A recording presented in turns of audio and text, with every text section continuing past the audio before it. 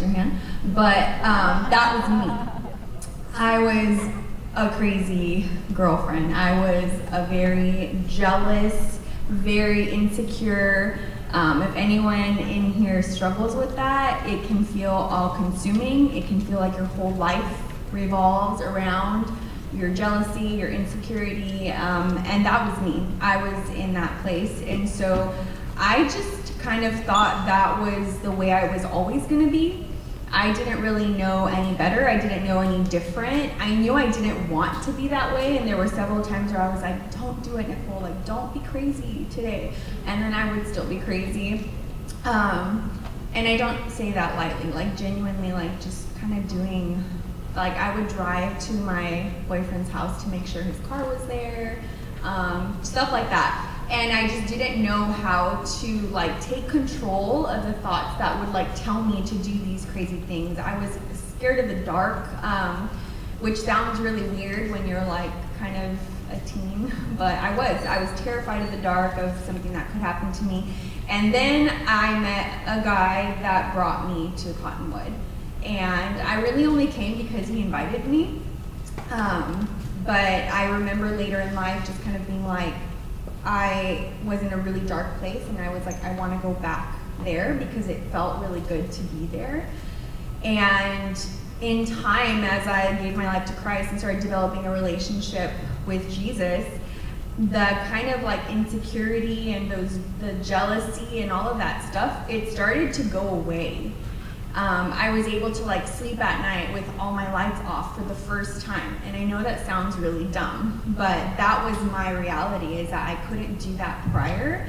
And there's a quote that I've heard from a series called The Chosen, where it's like, I was one way before and now I am different, and the only thing in the middle was him, was Jesus. And that's kind of my story. And so a lot of this took place in my youth years.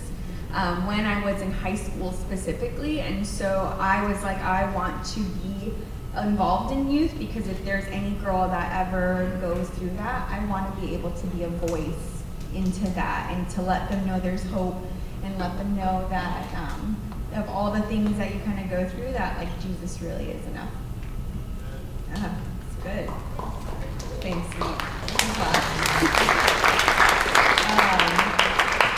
Yeah, and so now you and Sam lead our young adult community, like I said. So that's it's different. A lot of you are close to being 18 already. You're in high school, but some of you are still middle school, so it's still something so far away to think about. But I wanted to ask Nicole a question that if you are like how I was when I was in middle school, high school, you think like you're so excited to turn 18 one day, and you just are constantly thinking about what that freedom is going to look like, what life after high school is going to look like.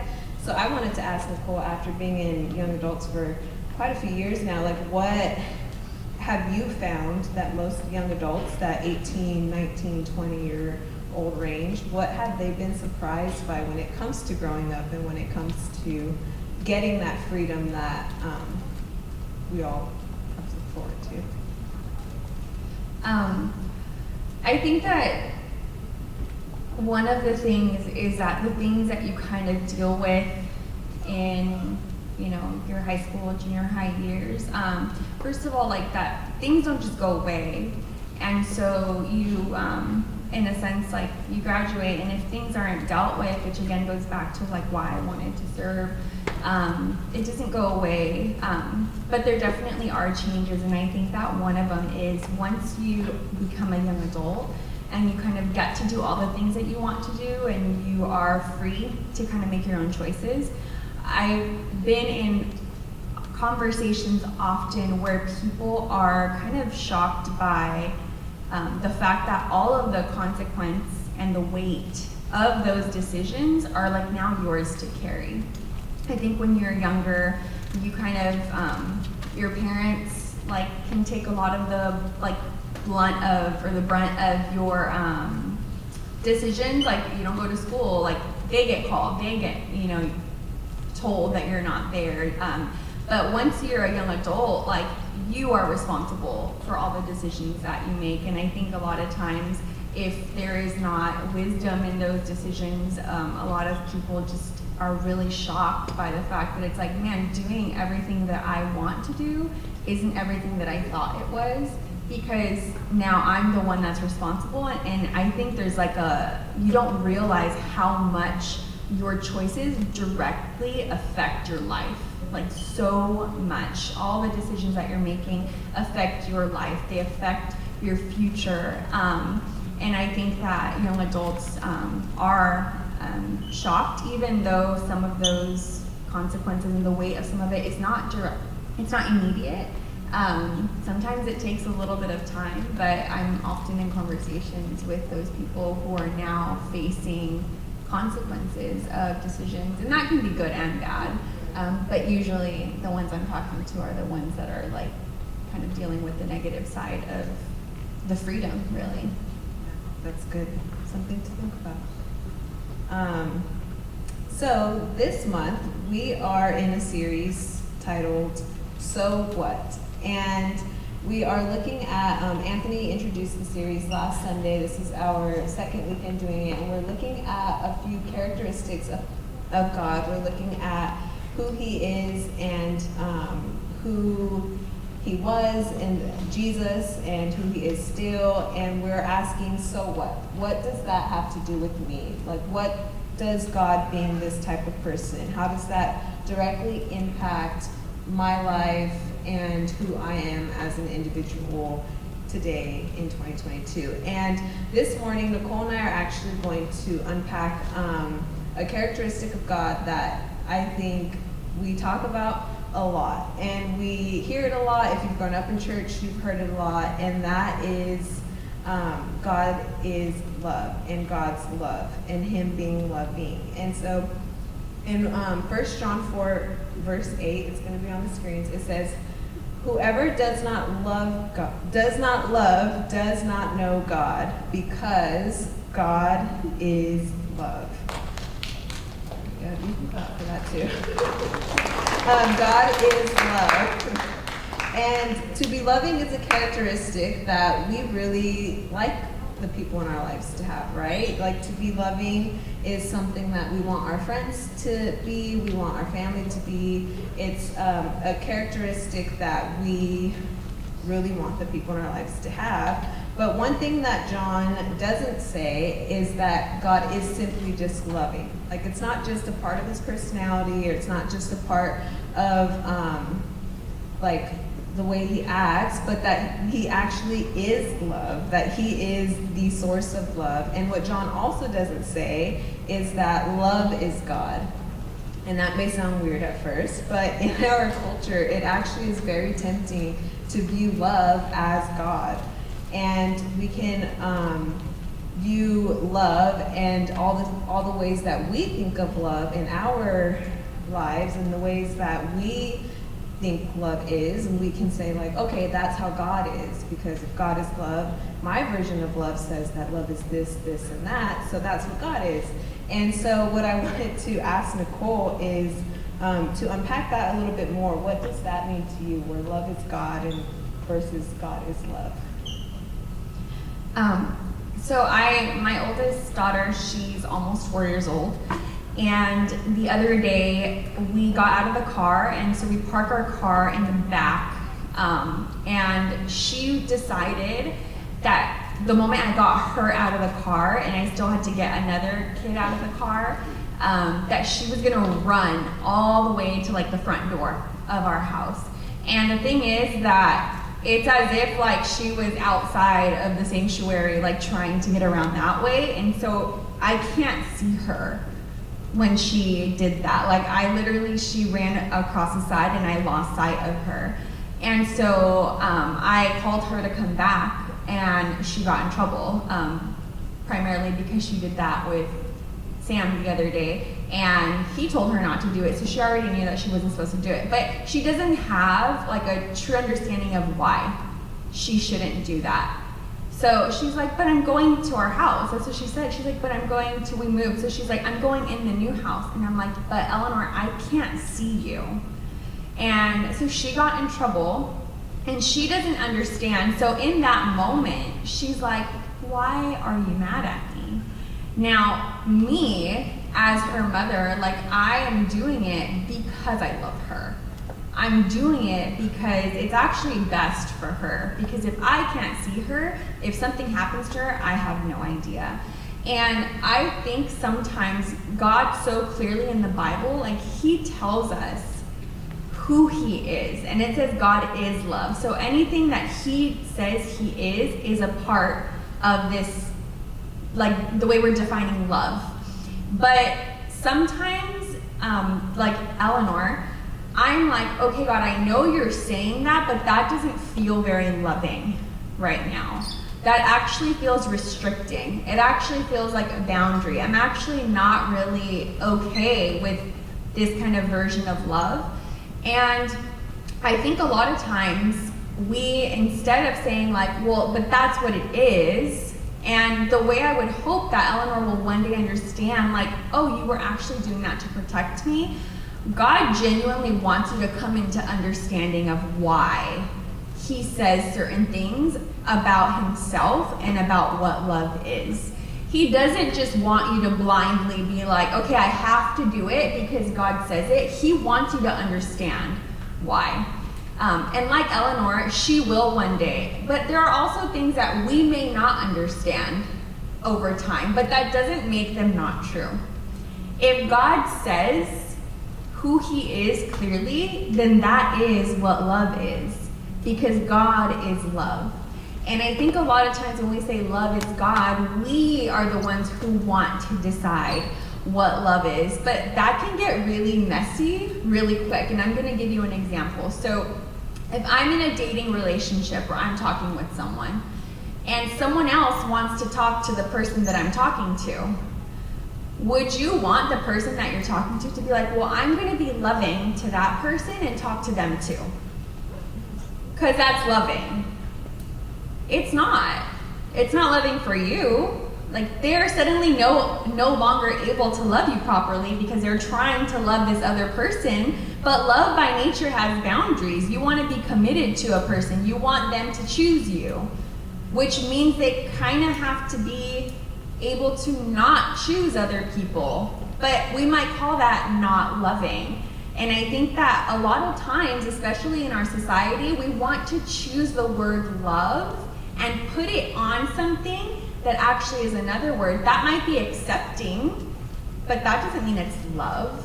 That might be equal, according to some people, but that doesn't mean it's love. And I think when people say love is God, like, you kind of don't want to just bluntly say, like, well, actually, when God says love, it can feel a little bit mean sometimes. In the same way that telling someone, I'm not going to talk to you because I'm already talking to someone. Well, that person might think it's mean, but it's not. It's actually creating a boundary around love, and I think that a lot of people don't like that boundary.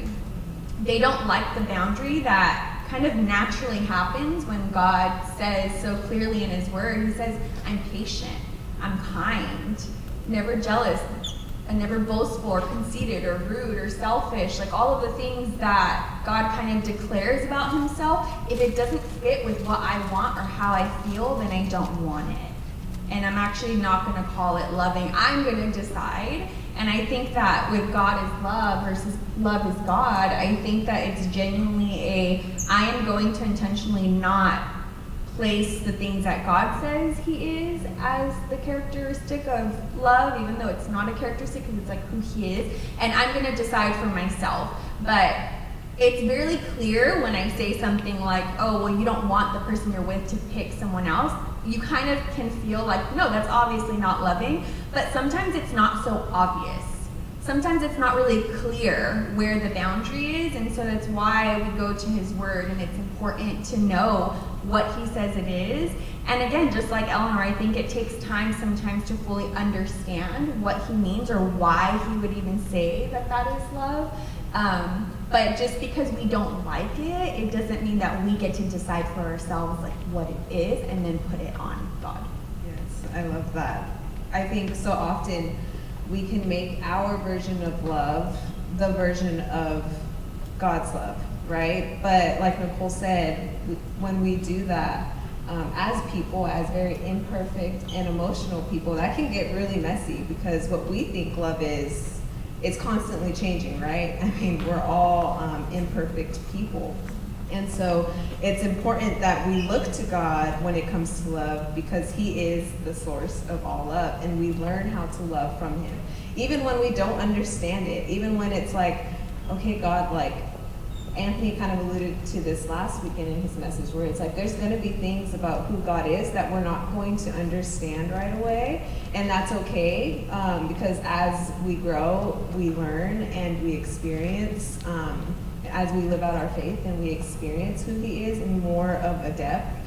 But it's actually not uncommon for followers of Jesus to be confused or even frustrated at who God is, because it can be like, God, like, I don't understand. Like, I think of love as this way, but what, like Nicole said, the way you're loving, it's so different. And it, like it said, it feels restrictive, it has boundaries, but ultimately it's for our best, and we can trust Him because, like the word says, He is love. So we look to Him to learn about it.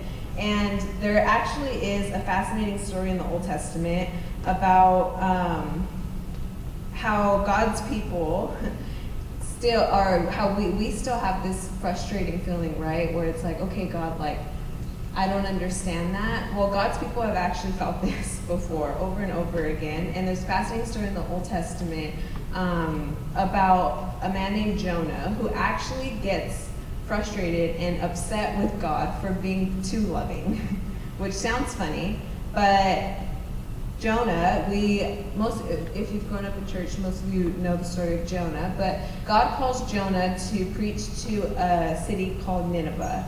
And Nineveh is full of crazy people. It's a very wicked city. Lots of crazy things happening there. The king is crazy.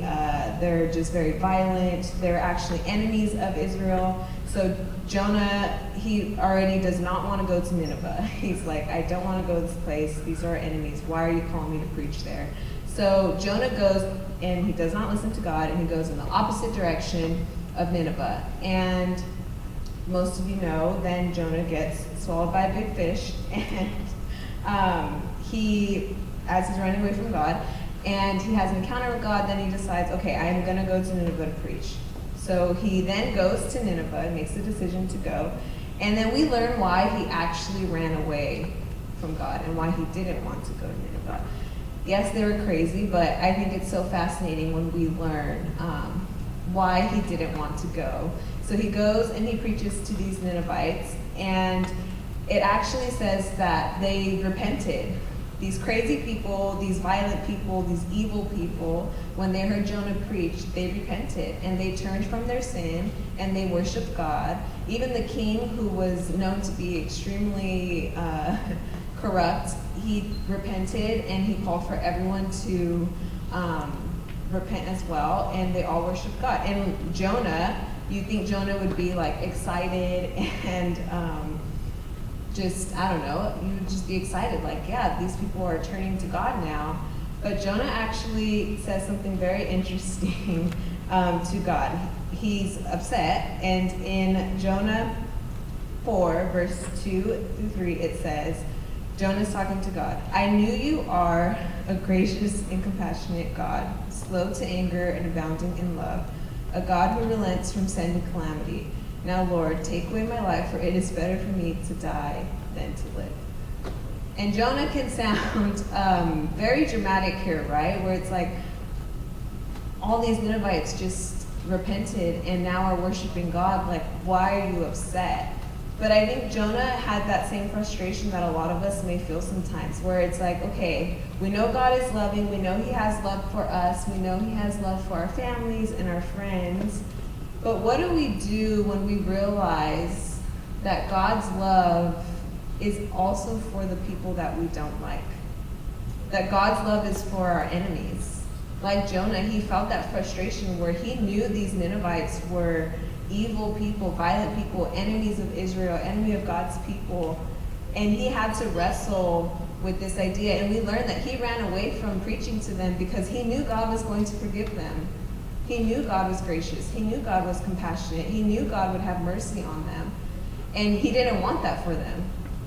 He wanted them to get what they deserve, probably, which is a lot of us, I feel like we can relate to when it comes to the people in our lives that we feel don't deserve God's love, that we feel they don't deserve to be forgiven. And so I wanted to ask Nicole, how does this window into God's love, this type of love, change the way that we actually treat the people in our lives that we feel the same way towards? Yeah. So I mentioned early on that my parents divorced. So when my parents divorced, my dad left. He remarried, I think, within the same year and started a new family.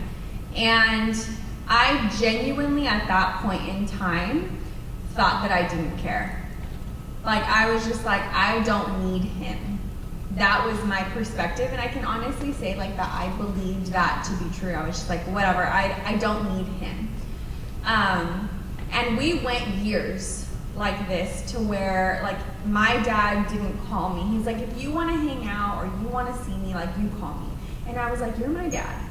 Like, you're the one that's you're the parent. You're the one that is supposed to reach out to me. You're the one that's supposed to want a relationship with me. So I didn't call. And he didn't call. And our relationship stayed like that from the time that I was about 13 years old until I was in my early 20s. And I came to church. And the first thing that God wanted to talk about when I became a believer and started following Jesus was my dad. And he really showed me that although I don't have a relationship with my dad and I felt like me not talking to him was hurting my dad, the person that it was really hurting was me. I was the one that was actually being hurt by not having that relationship.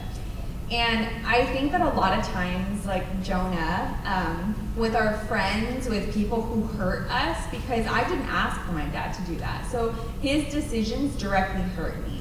And I feel like sometimes when there's people in our lives that hurt us, like, we want them to pay for what they've done. And we're like, I'm not going to be the one to make this right. Like, if they want to try, then fine, they can try. And I felt that way about my dad. But I think in even seeing like God's love in this story, God started pushing me gently, like, just call him. Just call your dad. And I did. I started calling him. And at first it was kind of like, why? Like, not why are you calling, but like, is everything okay? Like, we never talk on the phone, so what's going on? But I pushed through, and I can honestly tell you that, like, my dad never said sorry. There was never this conversation of like, oh, I hurt you. I was never like a good dad or anything like that. But slowly, like, that just started mattering less and less to me. The fact that he didn't say sorry. Because if I was honest with myself and not putting up this front of like, I don't care, I don't need him, like, I really did want to have a relationship with him, but I didn't know how to have a relationship with someone who hurt me so much. And the truth is, like, the Bible says in Romans 5:8, it says, God demonstrates his own love for us in this. While we were sinners, Christ died for us. What the heck does that mean? It means that in the same way that I felt towards my dad and the fact that he's the one that did something that broke our relationship and the trust in our relationship, that is what humanity did towards God.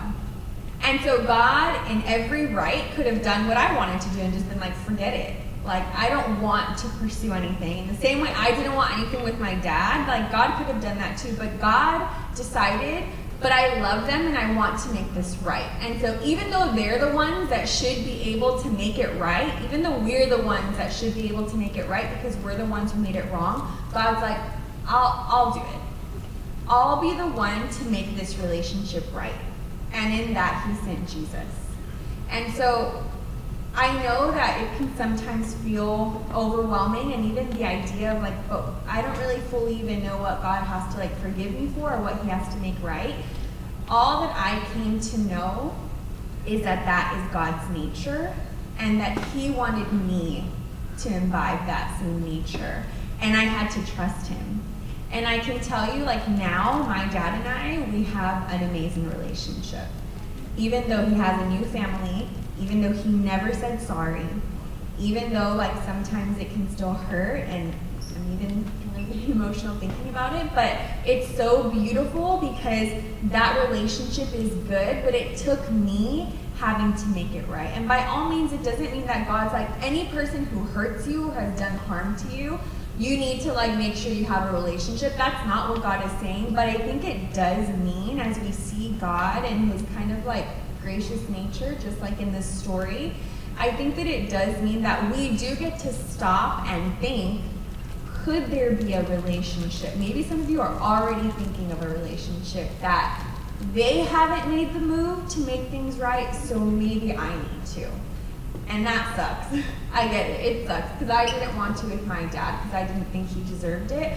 But what happened through me trusting God was the beautiful relationship that I have with my dad now. And I realized the pain of going through that, it was worth it for what I now have. And for some of us in here, like the pain or the discomfort or the pride we sometimes need to get over in order to pursue those relationships that maybe it wasn't our fault that they're broken. I know that in that obedience and in trusting who God is, that it can also be a beautiful, restored relationship. Yeah, that's good. And I want to reiterate what she just said. Like maybe some of you are thinking of somebody, whether it's a friend that's hurt you, whether it is a family member, or whoever it is. Maybe some of you are thinking like, there's no way that, one, I want to forgive them, or like you even want to accept that God loves that person so much, or God has forgiveness for that person. There is grace for that person. And I would really encourage you to think, what is the next step in your heart? Like Nicole said, it's not like every person that hurts you, it's like, oh, I need to mend this and have a relationship with them. But maybe the step that you need to take is forgiving them in your heart. Or maybe the step is like praying for them. Like maybe you won't ever have a relationship with them, and for good reason, but maybe like it's a big step just to pray for them. To pray that they do come to know God's love for them. They do come to know God's forgiveness for them. Whatever that next step is, it's probably going to look different for everyone depending on the person you thought of in the situation. But we really want to challenge you to think about that, because when it comes to God's love, when it comes to who he is, there's so much to talk about. But when we ask the question, so what's that got to do with me? What's that got to do with my life? That's a big part. It's not just accepting God's love for ourselves and for all the reasons that we want it, and to make us feel good and to make us feel loved. But when it comes to God's love, it really is also about extending that love, and not just to the people that we want to. We can't pick and choose, but it's to everyone, even those that have hurt us, even those that we don't think deserve it. And so we really wanted to end with challenging you all to think about that.